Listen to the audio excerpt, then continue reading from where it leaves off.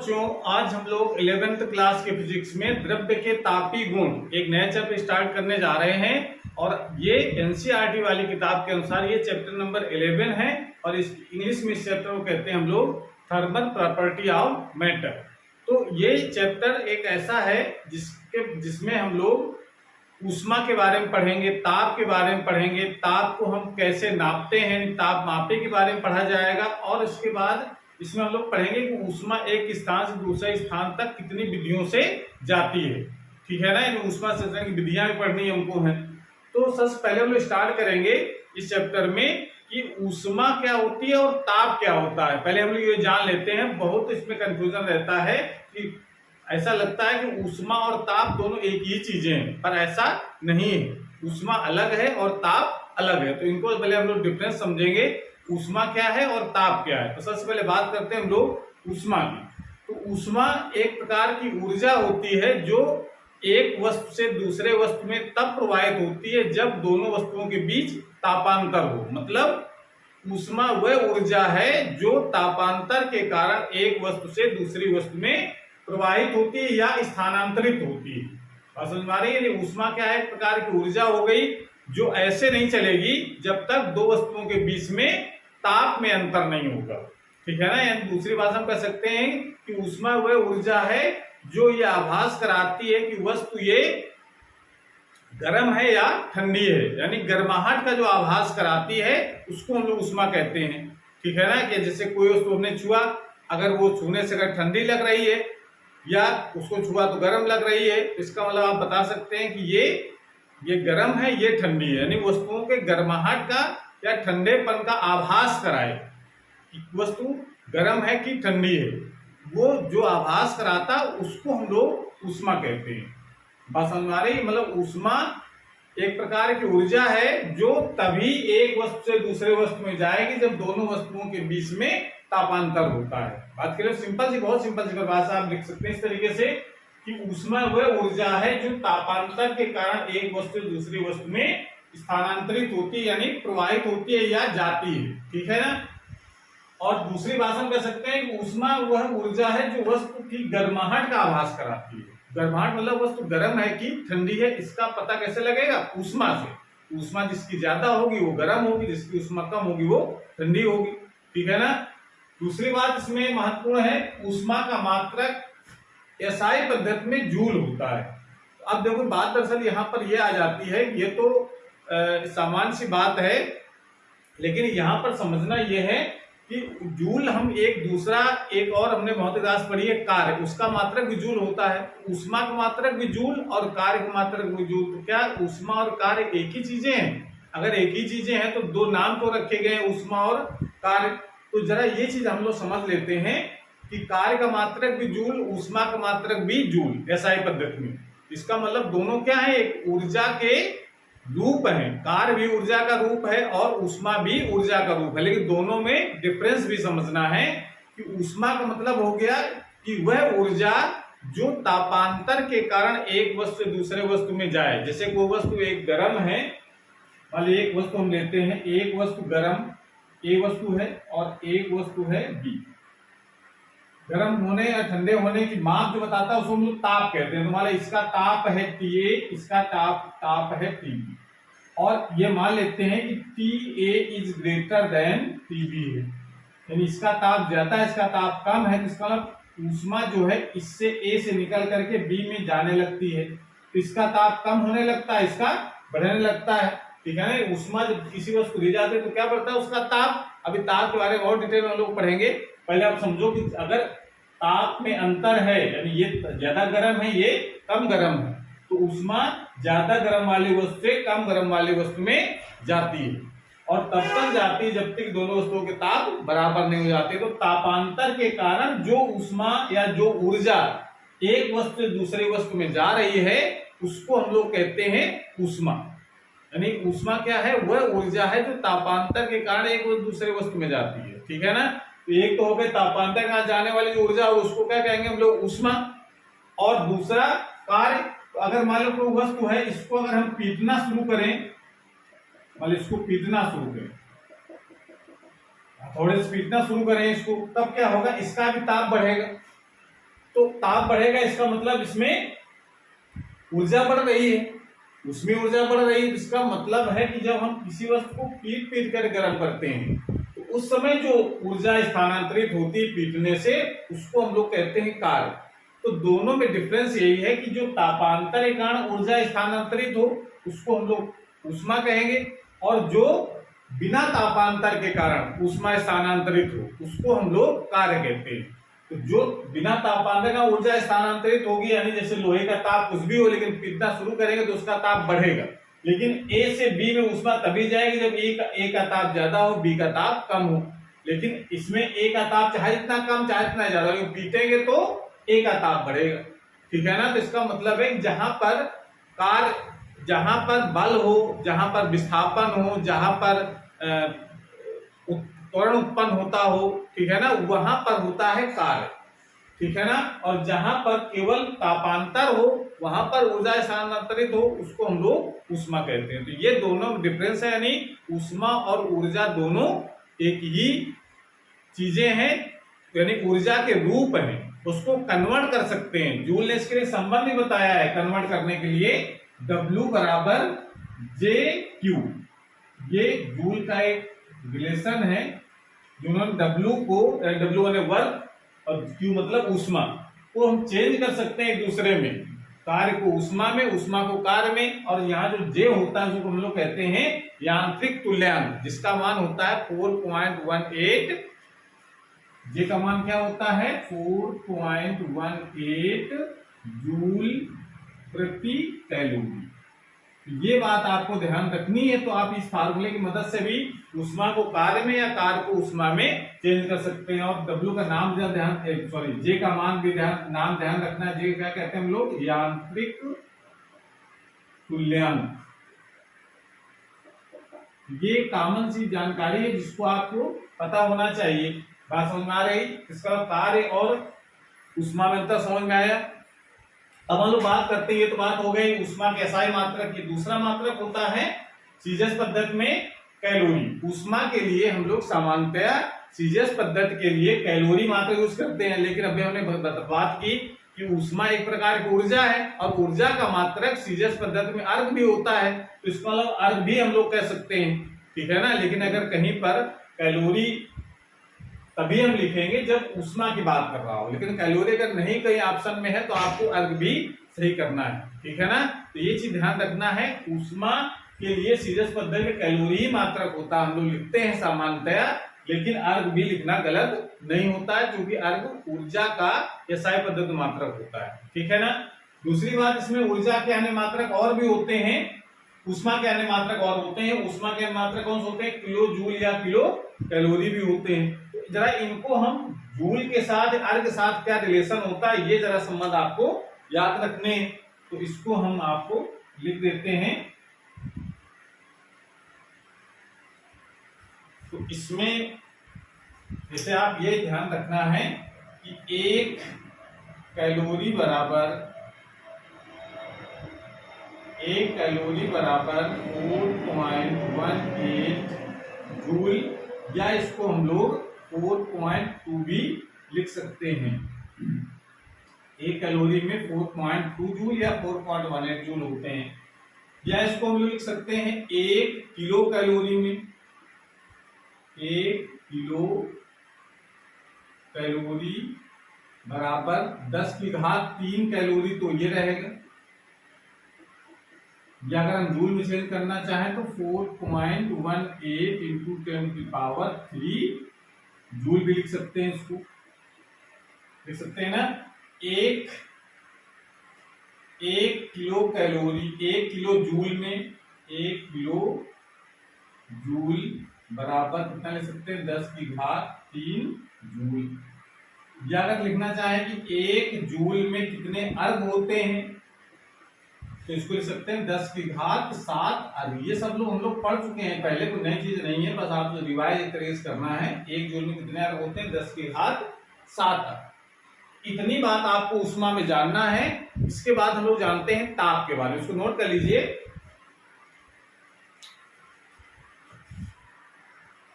अब जानते हैं ताप के बारे में। तो ताप का मतलब होता है कि जैसा कि हम लोग ऊष्मा के बारे में पढ़ा, ऊष्मा क्या आभास कराती है कि वस्तु गर्म है कि ठंडी, यानी गर्माहट का आभास कराती है। अब वस्तु कितनी गर्म है या कितनी ठंडी है, इस बात का पता किस चलता है? ताप से। दोनों ने समझना, ऊष्मा क्या बताती है या क्या आभास कराती है कि वस्तु गर्म है कि ठंडी है, केवल इतना बताती है वस्तु गर्म है कि ठंडी है, ये बताएगी नहीं, गर्माहट का आभास कराती है। लेकिन कितनी गर्म है या कितनी ठंडी है ये कौन बताता है? ताप। तो ताप क्या हो गया? ताप किसी वस्तु की गर्माहट अथवा ठंडेपन की माप होती है, जिससे हम नापते हैं कि वस्तु कितनी गर्म है कितनी ठंडी है, उससे हम लोग क्या कहते हैं? ताप।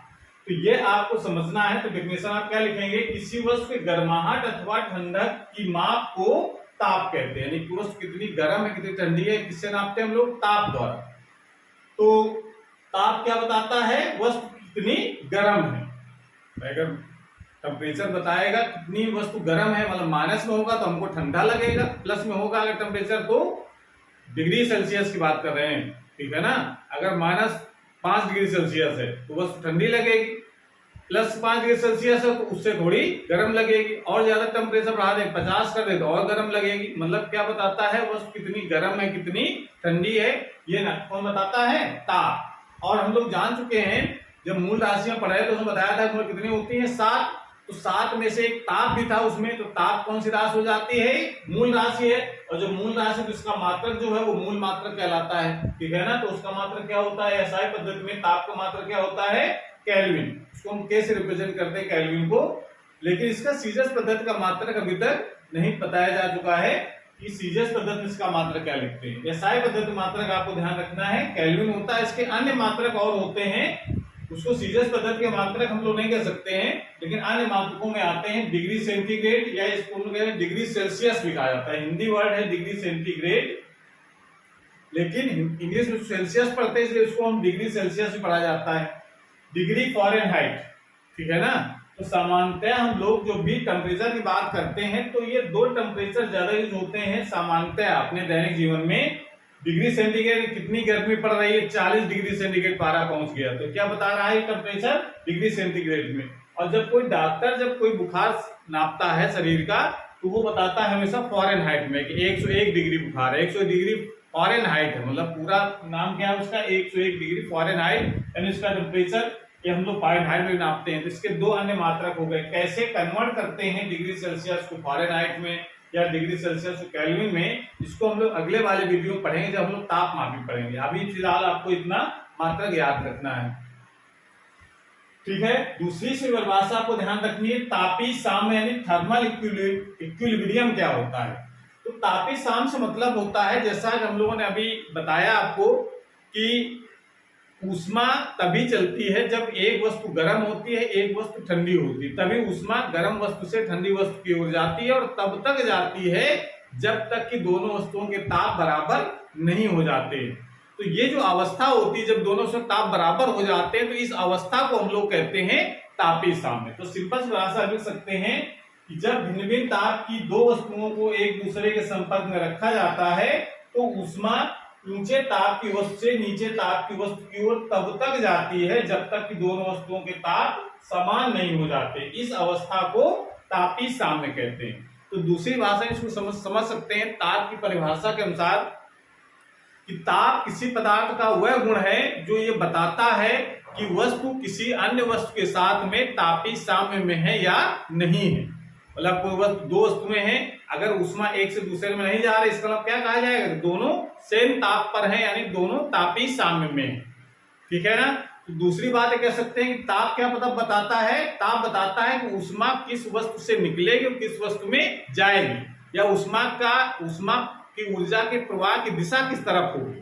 तो हमेशा ऊष्मा किधर चलती है? ऊंचे ताप की वस्तु से नीचे ताप की वस्तु की ओर जाती है। जैसे 2 वस्तुएं हमारे पास हैं, 2 वस्तुएं हैं हमारे पास ए और बी, तो इसका मतलब है कि इसमें 2 वस्तुएं में अगर इसका ताप अगर मान लेते हैं TA है, इसका ताप है TB, और ये शर्त है कि TA is greater than TB है, तो ऊष्मा A से निकल कर किधर जाएगी? B की ओर। अगर दोनों को संपर्क में रखा जाए, कोई चालक पदार्थ से जोड़ दिया जाए उनको, तो ऊष्मा ए से बी की ओर जाएगी। यानी ताप क्या बता रहा है कि ऊष्मा का प्रवाह किस तरफ, किधर से किधर की तरफ हो रहा है। तो ऊष्मा ताप क्या बता रहा है कि जो ऊंचे ताप की वस्तु से ऊष्मा नीचे ताप की वस्तु की ओर जाती है। ताप क्या बताता है, ऊष्मा प्रवाह की दिशा भी बताता है ताप, ठीक है ना। तो ये चीज ध्यान रखना है। और दूसरी बात इसमें महत्वपूर्ण ये है कि हमेशा ऊष्मा का प्रवाह ऊंचे ताप की वस्तु से नीचे ताप की वस्तु की ओर होता है। ये आपको नहीं ध्यान रखना है कि ऊष्मा का प्रवाह हमेशा जो है, मान लो कोई दो वस्तुएं हैं, इसमें जो ऊष्मा है हम मान लेते हैं 50 कैलोरी है, ठीक है ना। इसकी ऊष्मा 50 कैलोरी है, इसकी ऊष्मा है 60 कैलोरी, ठीक है ना। और दोनों में ताप है, इसका ताप है मान लेते हैं इसका ताप है 20 डिग्री सेंटीग्रेड और इसका ताप है 30 डिग्री सेंटीग्रेड। तो समझो, इस चीज को समझो ना। अगर इसको इसमें ऊष्मीय ऊर्जा कितनी है 50 कैलोरी, इसमें है 60 कैलोरी। अब आजा ऊष्मा किस तरफ जाएगी, तो आपको ये बताना इसमें इसकी ऊष्मा ज्यादा है इसकी कम है, तो ऊष्मीय ऊर्जा जो है वो 20 से की ओर चलेगी। ये ऊष्मा से नहीं पता चलता है। अगर ताप देखोगे, ताप इसका ज्यादा है 30 है, इसका 20 है, तो ऊष्मा 20 से एक तरफ आएगी। मान लो इसी कारण इसका ताप यहाँ कितना होता 10 डिग्री सेंटीग्रेड होता और ऊष्मा इतनी होती, ठीक है ना। तब क्या होता, तब ऊष्मा ए से बी की ओर जाए। ऊष्मा का प्रवाह हमेशा ऊंचे ताप की वस्तु से नीचे ताप की वस्तु की ओर होता है। ये बात ध्यान रखनी है। ये ध्यान नहीं रखना है कि जिसकी ऊष्मा ज्यादा होती है उससे ऊष्मा निकलेगी और जिसकी ऊष्मा कम उसमें जाए, ये नहीं, ठीक है ना। और ये आप सामान्यतया तो देते हैं जिसमें ऊष्मा ज्यादा होती है उसका ताप भी ज्यादा होता है, लेकिन ये 100% नहीं है। कभी कभी क्या होता है, किसी वस्तु की ऊष्मा ज्यादा होती है पर ताप कम होता है, और जिसकी ऊष्मा कम होती है उसका ताप ज्यादा होता है। वो डिपेंड करता है उस पदार्थ की विशिष्ट ऊष्मा। तो हम लोग ये डिटेल में धीरे पढ़ते चलेंगे विशिष्ट ऊष्मा क्या होती है। तो आपको ये ध्यान रखना है कि ऊर्जा का जो स्थानांतरण होता है, यानी ऊष्मीय ऊर्जा का स्थानांतरण होता है, वो हमेशा इस पर निर्भर करता है ताप पर। जिसका ताप ज्यादा होगा, जिसका ताप कम होगा, उससे ऊर्जा निकलेगी और कम ताप की ओर जाएगी। बिल्कुल जैसे आप द्रव के प्रवाह समझ सकते हैं कि द्रव का प्रवाह जैसे होता है हमेशा ऊंचे वाले तल से नीचे तल की ओर होता है। जैसे मान लो यहाँ पर कोई टैंक रखा है और यहाँ पर एक दूसरा टैंक रखा है, ठीक है ना। इसमें थोड़ा पानी बता दे, इसमें कह देते यहाँ पर है 10 लीटर और यहाँ पर है इसमें 50 लीटर, ठीक है ना। आप इसमें अगर दोनों को जोड़ दिया जाए पाइप द्वारा तो पानी किधर जाएगा, ज्यादा वाले पानी कम वाले पानी तो हो जाएगा, ठीक है ना। हमेशा ऊंचे वाले तल से नीचे वाले तल की ओर जाएगा, चाहे इसमें पानी कम हो चाहे ज्यादा हो, ठीक है ना। तो ये ध्यान रखना। उसी पर ऊष्मा का भी संचरण होता है। ऊष्मा में हमेशा किधर चलती है, ऊंचे ताप से नीचे ताप की ओर। ऊष्मा पर निर्भर नहीं करती है कितनी ऊष्मा किसमें कितनी कम है किसमें ज्यादा है, ठीक है ना। ये बात आपको ध्यान रखना है। तो और दूसरी बात इसमें एक महत्वपूर्ण और भी है, वो ये है कि किसी भी वस्तु का ताप हम किसी भी सीमा तक बढ़ा सकते हैं। किसी भी वस्तु का ताप किसी भी सीमा तक बढ़ा सकते हैं। उसके ताप बढ़ाने की कोई सीमा निश्चित नहीं है, जितना चाहे उतना गर्म करते चले जाए, बस बशर्ते कि अवस्था परिवर्तन ना शुरू होने पाए, ठीक है ना। लेकिन अगर ठंडा करना शुरू कर दें तो ठंडा करना शुरू कर देंगे, तब किसी वस्तु को ठंडा करते जाए तो उसका मिनिमम जो टेम्परेचर होता है, यानी किसी वस्तु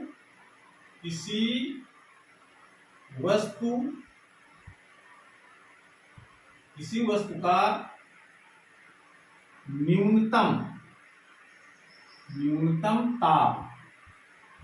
न्यूनतम ताप 0 केल्विन होता है। मतलब 0 केल्विन से आप नीचे नहीं ले जा सकते हैं, या फिर इसी को दूसरा अथवा अगर सेल्सियस में कहेंगे तो इसको कहा जाता है -273.15 डिग्री सेंटीग्रेड।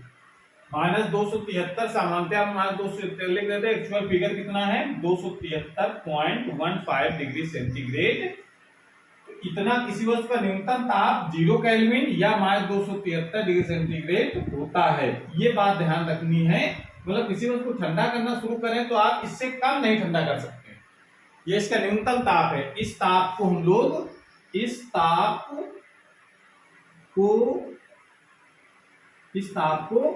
परम शून्य ताप कहते हैं। परम शून्य ताप कहते, परम शून्य ताप कहा जाता है। कभी एक नंबर पर पूछा परम शून्य ताप का मान कितना होगा, तो परम शून्य का मतलब 0 डिग्री सेल्सियस नहीं, परम शून्य ताप 0 केल्विन होगा। और अगर सेल्सियस में कहें कितना कहेंगे, -273 डिग्री सेंटीग्रेड। बात समझ में आ रही है? इस चीज का ध्यान रखना है कि मतलब किसी वस्तु गर्म करना स्टार्ट करें तो बहुत ज्यादा तक, बहुत मतलब उसकी अभी तक मैक्सिमम सीमा बहुत ज्यादा है, कोई निश्चित निर्धारित नहीं है कि कितना हम किसी वस्तु गर्म कर सकते हैं। बस ये शर्त है कि वो अवस्था परिवर्तन ना शुरू हो जाए। अवस्था परिवर्तन शुरू हो जाएगा तो ताप फिर फिक्स हो जाता है, ये हम लोग पढ़ चुके हैं। तो अवस्था परिवर्तन के पहले तक जितना चाहे उतना हम गर्म कर सकते हैं, पदार्थ के ऊपर डिपेंड करता है। तो इसका मैक्सिमम सीमा निर्धारित नहीं है, लेकिन न्यूनतम सीमा निर्धारित है। किसी वस्तु को ताप को ठंडा कर, किसी वस्तु का ताप अगर कम करना शुरू करें तो हम मिनिमम कहां तक जा सकते हैं, वो जा सकते हैं 0 केल्विन, अगर केल्विन की बात करते हैं तो, या फिर -273.15 डिग्री सेंटीग्रेड तक। तो इस ताप का नाम रखा गया है परम शून्य ताप। परम शून्य ताप इसलिए कहते हैं, इसको हम, इससे कम ताप नहीं प्राप्त किया जा सकता। तो इससे जाहिर सी बात हो गई कि केल्विन में अगर किसी भी पैमाने, किसी भी ताप को नापा गया है केल्विन में, तो वो कभी भी केल्विन में नापा गया ताप जो है वो माइनस में नहीं होगा। ठीक है ना, ये पॉइंट ध्यान रखना है कि केल्विन में किसी भी वस्तु का ताप माइनस में नहीं हो सकता है, रहेगा तो प्लस में रहेगा। ठीक है ना, प्लस कितना आगे कितना भी ले जाओ प्लस तक, प्लस लगा करके +2, 4, 6, 10, 20, 1000, 2000 कुछ भी, लेकिन माइनस में के का मान नहीं हो सकता है। लेकिन सेल्सियस में माइनस हो सकता है, लेकिन कहां तक हो सकता है, -273.15 डिग्री सेल्सियस तक, इससे नीचे नहीं हो। ठीक है ना, इससे नीचे नहीं हो सकता है, मतलब इसमें 274 हो जाए, ये संभव नहीं। ठीक है ना, तो ये चीज ध्यान रखना है। तो आज हम लोग इतना जान चुके हैं कि ऊष्मा और ताप में अंतर समझ में आ गया। सामान्यतः दोनों में अंतर क्या समझ में आया, ऊष्मा सिर्फ गर्माहट का आभास कराती है, ताप क्या कराता है, वस्तु कितनी गर्म है वो बताता है ताप। ठीक है ना, दोनों के महत्वपूर्ण डिफरेंस है। ऊष्मा का मात्रक जूल होता है, इसका मात्रक, ताप का मात्रक केल्विन होता है। ठीक है ना, और जो ऊष्मा का जो प्रवाह होता है वो हमेशा ऊंचे ताप की वस्तु से नीचे ताप की वस्तु की ओर होता है। ठीक है ना, और किसी वस्तु का न्यूनतम तापमान 0 केल्विन या -273 डिग्री सेंटीग्रेड होता है। तो इतनी बात जानने के बाद हम लोग अगले वाले क्लास में, अगले वाले वीडियो में हम लोग पढ़ेंगे कि तापमापी जो होते हैं, सेल्सियस पैमाना, फारेनहाइट पैमाना, केल्विन पैमाना, वो कैसे काम करते हैं, कैसे हम एक पैमाने से दूसरे पैमाने के मात्रक में कैसे कन्वर्ट करते हैं, वो सब लोग हम डिटेल में पढ़ेंगे। तो आज क्लास समाप्त करते हैं, अगली क्लास में हम लोग नए टॉपिक साथ आएंगे। तब तक पढ़ाई करते रहिए। All the very best.